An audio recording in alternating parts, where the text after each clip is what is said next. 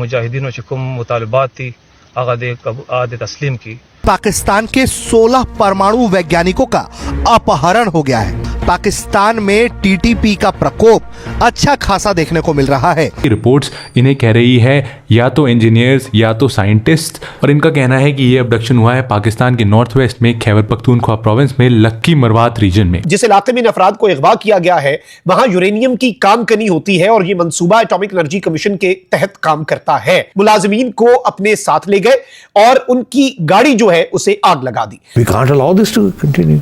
ऊपर से we are a mighty power in the region। हम तो कहते हैं एटॉमिक पावर है और ये तालिबान हमारे साथ ये कर रहे हैं। बहुत सारे पाकिस्तानी ये सवाल करते हैं कि अफगानिस्तान को क्या दुश्मनी है पाकिस्तान से, क्यों हमारे लिए मुश्किलात खड़ी कर रहा है। जब से पाकिस्तान बना ये हमारी जान को आए हुए, सिवाय फसाद के अफगानिस्तान से कुछ भी दाखिल नहीं हुआ पाकिस्तान में। चीनियों को बलोचिस्तान का एक्सेस नहीं मिल रहा है क्योंकि मजीद ब्रिगेड का, संजय सर याद कीजिए, एक स्पेशलाइज्ड ग्रुप है जो केवल चीनियों को मारने का काम करता है। वो ढूंढ रहा चीनी मिल ही नहीं रहे वहां पे, मिल ही नहीं रहे। वो उनका मेरे को वो व्हाट्सएप आया था, कह रहे ये चीनी कहाँ भेज दिया आपने, इतना बोलते चीनी सारे भाग गए। आपकी फॉरेन पॉलिसी की नाकामी का ये आलम है कि अफगानिस्तान जिसको कि इंडिया ने अखंड भारत के नक्शे में शामिल किया हुआ है, उसका जो वजीर खारजा है वो इंडिया के फॉरेन सेक्रेटरी से मीटिंग करता है। आप भीख मांगने जाते हैं और फिर आप कहें यार ये ना करो वो ना करो, क्या बात कर रहे हैं।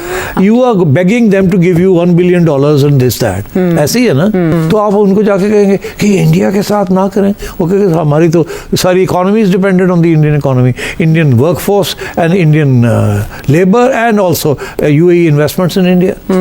दे have a bigger stake with India. दोस्तों, आप सब जानते हैं अब टीटीपी पाकिस्तानी आर्मी और पाकिस्तान की गवर्नमेंट के खिलाफ एक एग्जिस्टेंशियल थ्रेट बन चुकी है और पाकिस्तानी आर्मी को उन सब इलाके को टारगेट कर रही है जिससे पाकिस्तानी आर्मी को सबसे ज़्यादा नुकसान हो। इसी पर दोस्तों कल टीटीपी ने एक बड़ा कारनामा कर दिखाया है, जहां पर टीटीपी ने पाकिस्तान के 16 न्यूक्लियर साइंटिस्ट को अगवा कर लिया है और इन्हें बंदी बनाकर रख लिया गया है। इसके बाद अब टीटीपी मांग कर रही है कि पाकिस्तानी आर्मी टीटीपी के सामने सरेंडर करे और जितने भी टीटीपी के कैदी पाकिस्तान के जेल में मौजूद है उन सबको रिहा किया जाए। और साथ में ये खबर भी सामने आ रही है जहां पर कहा जा रहा है कि टीटीपी ने कई किलोग्राम यूरेनियम भी चोरी कर चुकी है, यानी कि अब ये बात सच हो रही है। जहां पर पाकिस्तान में रखे गए न्यूक्लियर एसेट्स अब पूरी तरह से इस्लामिक जिहाद के हाथ में पहुंच चुके हैं और अब इस्तेमाल भी किया जा सकता है पाकिस्तान के खिलाफ। तो चलिए इसी पर आगे पाकिस्तानी मीडिया का रिएक्शन देखते हैं। जर्नलिस्ट हैं, उनसे हमारी बात हुई है कि टीटीपी ने ये जो वीडियो है ये रिलीज की है और उसमें मुबैना तौर पर एलिजिडली, ये एलिजिड का लफ्ज मैं क्यों इस्तेमाल कर रहा हूं ये आपको पता चल जाएगा। एलिजिडली ये PAEC जो है पाकिस्तान एटॉमिक एनर्जी कमीशन, उसके पर्सनल हैं और ये अपील कर रहे हैं कि जी टीटीपी की डिमांड्स पूरी करें और हमारा रिलीज जो है उसे आप इंश्योर करें। अलबत्ता कुछ मीडिया रिपोर्ट्स जो हैं वो बीच में ये आ रही हैं कि ये सिविलियन वर्कर्स हैं और ये PAEC के इंजीनियर्स नहीं हैं, लेकिन ये प्रोजेक्ट के ऊपर काम कर रहे हैं और ये सिविलियंस हैं और ये डायरेक्टली आप इसे एटॉमिक एनर्जी कमीशन के पर्सनल नहीं कह सकते। लेकिन इसमें इस्लामाबाद बेस्ड जर्नलिस्ट रुहान अहमद जो हैं वो कह रहे हैं कि जी उनके local police sources lucky Marwat में ये बता रहे हैं कि ये लोग जो हैं ये एम्प्लॉइज हैं एटॉमिक एनर्जी कमीशन के।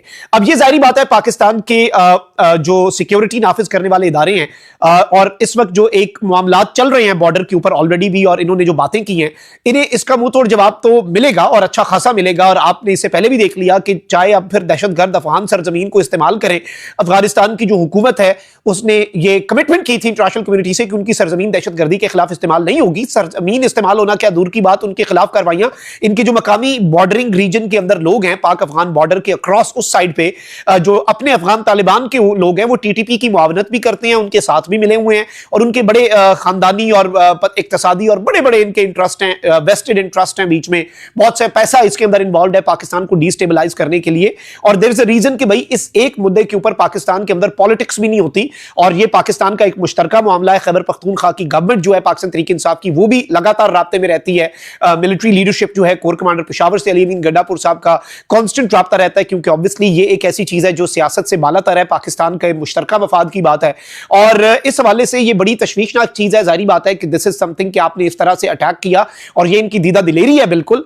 और इस चीज़ को फौरी तौर पर इसमें बिल्कुल सिक्योरिटी लैब्स और इन चीज़ों के ऊपर तनकीद भी होनी चाहिए कि सिक्योरिटी जो है वो बेहतरीन प्रोवाइड करनी चाहिए। इवन जो लोकल पुलिस है उसके भी ऊपर सवालिया निशान पैदा होता है, क्योंकि ऑब्वियसली शहरों के अंदर सिक्योरिटी जो है वो पुलिस की जिम्मे होती है। तो जो मकामी पुलिस है, केपी पुलिस है, उसके ऊपर भी सवाल होना चाहिए। इसके साथ ही साथ इसका जवाब जो है वो हमारे सोर्सेज ये बता रहे हैं कि इंशाल्लाह बहुत जल्द आप देखेंगे कि these people will be recovered, और ये रिकवर भी होंगे। लेकिन ये खबर हमें हिला के रखने के लिए काफी है, दिल दहलाने वाली खबर है। अल्लाह ताला उनकी हिफाजत करे। जो भी हैं मुबैना तौर पे बताया जा रहा है कि पीएसी के एम्प्लॉइज हैं, नहीं भी हैं, सिविलियन वर्कर्स भी हैं, उस प्रोजेक्ट पे काम करने वाले पाकिस्तानी शहरी हैं। अल्लाह ताला उनकी हिफाजत करे। अल्लाह ताला अफगानिस्तान और इंडिया मिलकर पाकिस्तान में गड़बड़ को बढ़ावा दे सकते हैं, जो ऑलरेडी हो रही है ना। यही तो रोना है कि इंडियन की कॉन्सुलेट्स भी हैं, वो भी ख़त्म नहीं हुई अभी। इंडिया का वहाँ ऑलरेडी एक फुटप्रिंट है, डायरेक्ट एंड इनडायरेक्ट। तो यही तो हमारा कंप्लेंट है ना। आई मीन इंडिया मे और may not be giving assistance to the Taliban, Pakistani Taliban, but India के तो तल्लकात हैं ना विद दिस सेसेशनिस्ट मूवमेंट। तो और रियासतें भी इसमें कूद सकती हैं। अब जैसे ये सवाल बहुत इम्पोर्टेंट है कि दुबई ने क्यों मेज़बानी की इस मुलाकात को, क्यों उन्होंने फैसिलिटेट किया?